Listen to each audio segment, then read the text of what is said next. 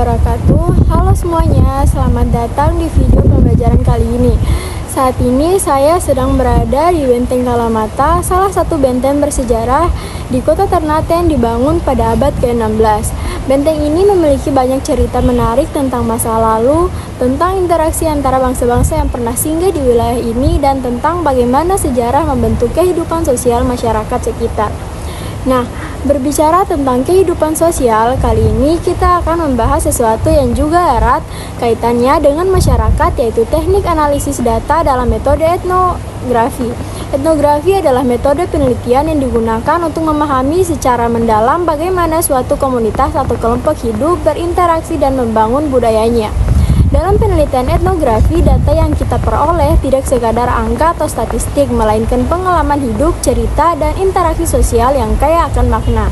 Maka dari itu, proses analisis data menjadi sangat penting untuk menemukan pola-pola yang tersembunyi dalam kehidupan masyarakat yang diteliti.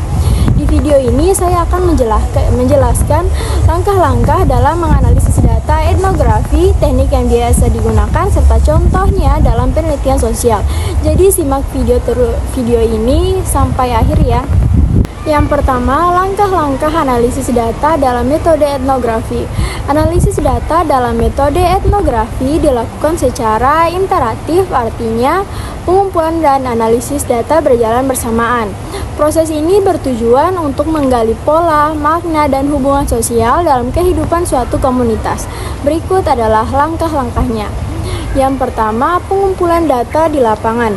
Jadi sebelum masuk ke tahap analisis, peneliti mengumpulkan data dengan berbagai teknik, seperti observasi partisipatif, yaitu mengamati dan berinteraksi langsung dengan subjek penelitian. Yang berikutnya wawancara mendalam, yaitu mencari perspektif orang dalam atau insider. Yang berikutnya dokumentasi, yaitu mengumpulkan catatan tertulis, foto, video, atau artefak budaya. Dan yang berikutnya catatan lapangan, yaitu mencatat setiap detail yang relevan. Data ini nantinya menjadi bahan utama dalam analisis etnografi. Yang kedua, transkripsi dan organisasi data. Setelah data dikumpulkan, langkah berikutnya adalah mentranskripsi dan mengorganisasikannya. Wawancara yang direkam ditranskripsikan kata per kata. Catatan lapangan dikategorikan berdasarkan waktu, lokasi, atau tema tertentu. Foto atau video dianalisis untuk melihat elemen penting dalam interaksi sosial. Langkah ini penting agar data lebih mudah dibaca dan dianalisis. Yang ketiga, pengkodean data atau coding data. Setelah data tertata, dilakukan proses pengkodean untuk mengelompokkan informasi berdasarkan tema atau pola tertentu. Ada beberapa jenis coding. Yang pertama, open coding atau pengkodean terbuka, yaitu menemukan konsep-konsep awal dalam data. Misalnya, dalam penelitian tentang pedagang pasar ditemukan tema seperti strategi negosiasi, relasi dengan pelanggan, dan tantangan ekonomi. Yang kedua yaitu axial coding atau pengkodean aksial, yaitu menghubungkan kategori yang muncul dalam open coding. Misalnya, strategi negosiasi berhubungan dengan persaingan antar pedagang dan hubungan sosial di pasar. Yang ketiga, selective coding atau pengkodean selektif, yaitu memilih tema utama dan melihat bagaimana kategori lain berhubungan dengannya. Misalnya, tema utama yang muncul adalah kerjasama sosial sebagai strategi bertahan di pasar. Yang keempat, analisis domain atau domain analisis model Spradley. James P. Spradley mengembangkan analisis domain sebagai bagian dari metode etnografi. Langkah-langkahnya, yang pertama, mengidentifikasi istilah budaya dalam data yang terkumpul. Yang kedua, menentukan domain makna, yaitu kategori yang digunakan masyarakat dalam menjelaskan sesuatu. Yang ketiga, menganalisis hubungan antar domain untuk memahami bagaimana masyarakat melihat dunia mereka. Misalnya, dalam penelitian tentang ritual adat, peneliti dapat menemukan domain seperti upacara, simbol, dan peran pemimpin adat. Yang kelima, analisis taksonomi atau taxonomic analysis. Setelah domain ditemukan, peneliti membuat taksonomi atau hierarki konsep. Caranya yaitu mengelompokkan istilah yang memiliki hubungan serupa, membuat diagram hubungan antar kategori, Misalnya, dalam penelitian tentang komunitas nelayan, kategori utama bisa berupa sumber penghasilan, lalu dijabarkan menjadi penangkapan ikan, jual beli hasil tangkapan, dan usaha sampingan. Yang keenam, analisis komponensial atau komponensial analisis. Dalam langkah ini, peneliti yang pertama membandingkan konsep-konsep dalam kategori berbeda. Yang kedua, melihat perbedaan dan persamaan antar subjek penelitian. Contohnya, dalam penelitian tentang strategi bertahan hidup masyarakat miskin, peneliti bisa membandingkan strategi keluarga yang bekerja di sektor informal dengan yang mendapat bantuan pemerintah. Yang ketujuh, analisis tema kultural atau cultural theme analysis, yaitu tahap terakhir adalah mencari tema utama yang mendasari perilaku sosial masyarakat. Tema ini bisa berupa nilai budaya, kepercayaan, atau norma sosial. Tema sering muncul dari hubungan antara kategori yang ditemukan dalam coding dan analisis sebelumnya. Contohnya, dalam penelitian tentang masyarakat petani ditemukan tema besar seperti gotong royong sebagai sistem ekonomi sosial yang menunjukkan bagaimana masyarakat bekerja sama untuk bertahan hidup. Yang kedelapan, interpretasi dan penyusunan laporan. Setelah semua data dianalisis, peneliti menyusun laporan yang mencangkup deskripsi mendalam tentang komunitas yang diteliti, pola-pola sosial yang ditemukan, interpretasi berdasarkan teori yang relevan, implikasi temuan bagi kebijakan atau pemahaman akademik. Kesimpulannya, analisis data dalam etnografi bukan hanya sekedar mencari pola, tetapi juga memahami bagaimana masyarakat membentuk makna dalam kehidupan mereka. Dengan melalui tahapan seperti coding, analisis domain, taksonomi, dan tema kultural, peneliti dapat menggali wawasan mendalam tentang budaya dan kehidupan sosial suatu komunitas. Metode ini sangat cocok untuk penelitian yang ingin memahami fenomena sosial secara mendalam dan holistik. Yang berikutnya, pendekatan dalam analisis data etnografi. Dalam penelitian etnografi, terdapat beberapa pendekatan analisis data yang dapat digunakan untuk memahami pola sosial, budaya, dan interaksi dalam suatu komunitas. Berikut adalah beberapa pendekatan utama. Yang pertama, analisis naratif atau naratif analisis. Pendekatan ini berfokus pada cerita atau narasi yang disampaikan oleh individu atau kelompok dalam komunitas yang diteliti. Tujuannya adalah memahami makna pengalaman dari perspektif subjek penelitian. Ciri-cirinya menggunakan wawancara mendalam untuk mendapatkan cerita personal, mengungkap bagaimana individu mengonstruksi identitas dan pengalaman mereka, menelusuri bagaimana budaya dan nilai-nilai sosial tercermin dalam narasi. Contohnya, dalam penelitian tentang kehidupan buruh migran, analisis naratif dapat digunakan untuk memahami pengalaman mereka dalam menghadapi diskriminasi dan tantangan ekonomi melalui cerita yang mereka sampaikan. Yang kedua, grounded theory atau teori beralas Strauss dan Corbin. Pendekatan ini digunakan untuk mengembangkan teori berdasarkan data yang diperoleh di lapangan. Prosesnya melibatkan pengumpulan, pengkodean, dan penyusunan teori secara bertahap tanpa bergantung pada teori sebelumnya. Ciri-cirinya, yang pertama menggunakan teknik coding atau open coding, axial coding, dan selective coding. Yang kedua, memunculkan teori baru dari pola yang muncul dalam data, dan analisis berlangsung secara terus-menerus seiring dengan pengumpulan data. Contohnya, dalam penelitian tentang komunitas petani organik, grounded theory dapat digunakan untuk membangun teori tentang faktor-faktor yang memengaruhi keberlanjutan praktik pertanian organik. Yang ketiga, analisis diskursif atau discourse analysis. Pendekatan ini meneliti bahasa dan komunikasi dalam suatu komunitas untuk memahami bagaimana makna sosial dikonstruksi melalui interaksi verbal dan nonverbal. Ciri-cirinya, memeriksa penggunaan bahasa dalam konteks sosial tertentu, meneliti bagaimana wacana mencerminkan kekuasaan, ideologi, dan identitas sosial. Yang ketiga, bisa menggunakan transkrip, wawancara, pidato, atau teks tertulis sebagai data utama. Contohnya, dalam penelitian tentang komunikasi antara pemerintah dan masyarakat adat, analisis diskursif dapat digunakan untuk melihat bagaimana kebijakan publik disosialisasikan dan bagaimana masyarakat adat meresponnya. Yang keempat, analisis fenomenologi. Pendekatan ini berfokus pada pengalaman subjektif individu dalam komunitas yang diteliti.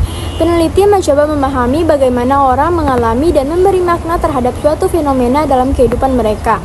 Ciri-cirinya, yang pertama, berusaha menggali pengalaman subjektif dan emosional, menggunakan wawancara mendalam untuk menangkap persepsi individu, dan menghindari asumsi eksternal dan berusaha memahami pengalaman dari perspektif partisipan.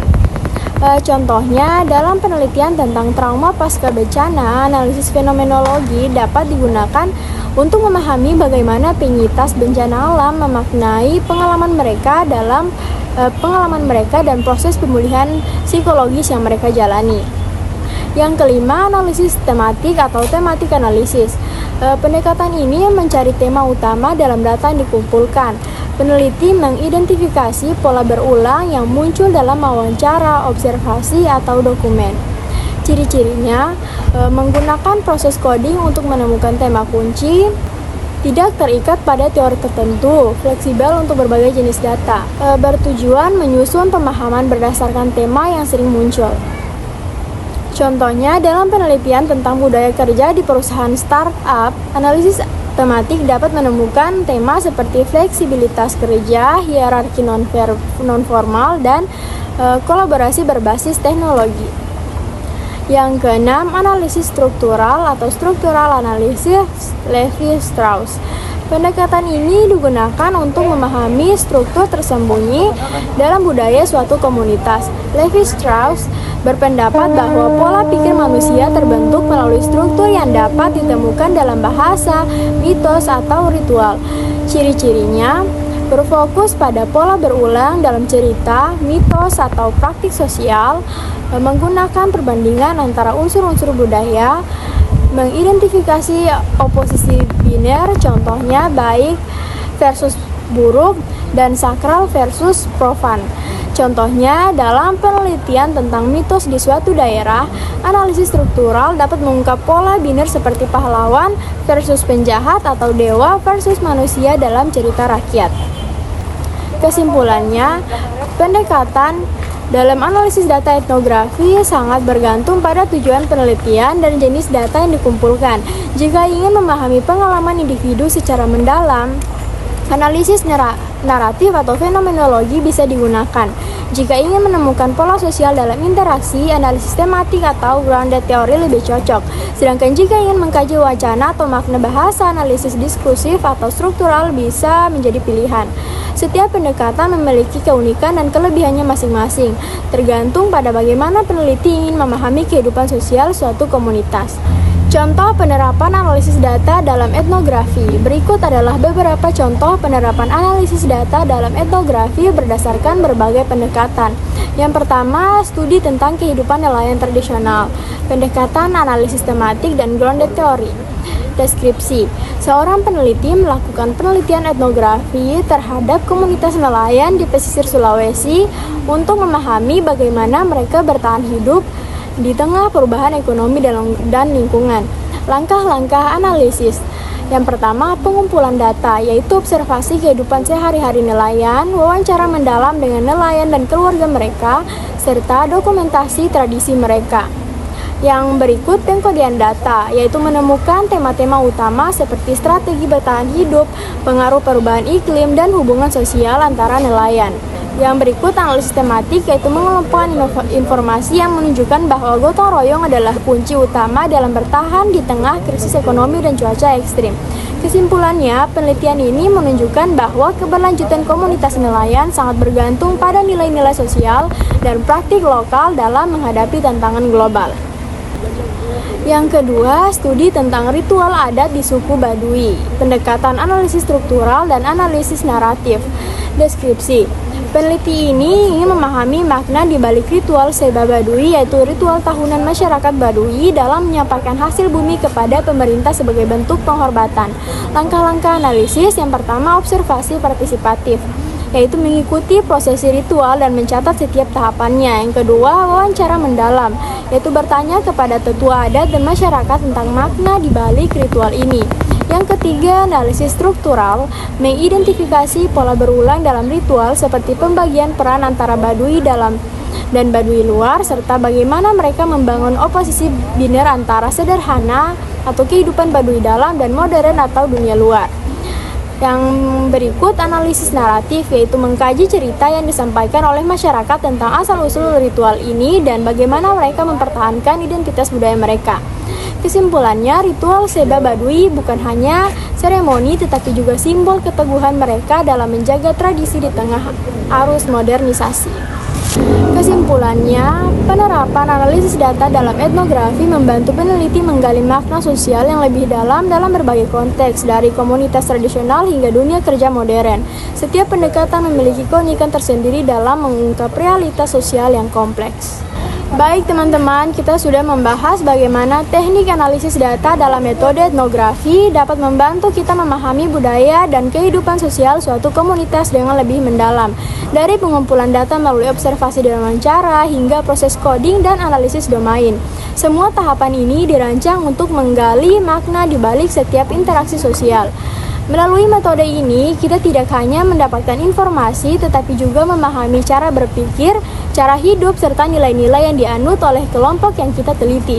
Ini sangat penting, terutama bagi peneliti yang ingin mendalami aspek sosial dan budaya dalam masyarakat. Semoga penjelasan dalam video ini bermanfaat dan bisa menambah wawasan teman-teman yang sedang belajar penelitian kualitatif. Jika masih ada pertanyaan atau ingin mendiskusikan topik lainnya, silahkan tinggalkan komentar di bawah. Saya akan sangat senang berdiskusi lebih lanjut. Jangan lupa untuk like video ini jika menurut kalian bermanfaat, share ke teman-teman yang mungkin membutuhkan, dan tentunya subscribe agar tidak ketinggalan video edukatif berikutnya. Terima kasih sudah menyimak sampai akhir dan sampai jumpa di video berikutnya. Wassalamualaikum warahmatullahi wabarakatuh.